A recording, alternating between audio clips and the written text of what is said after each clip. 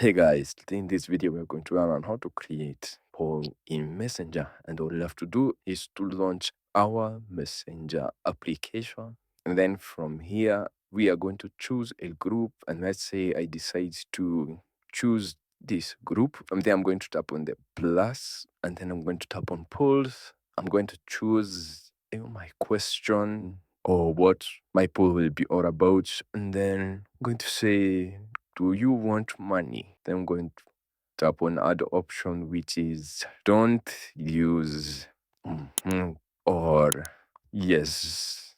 And then I'm going to add another one, which is and also emojis.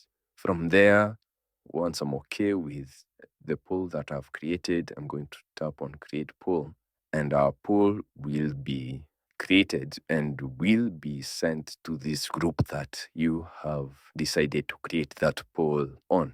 And thank you guys for watching this video. Please do like, share, and subscribe, and I'll see you guys on the next video.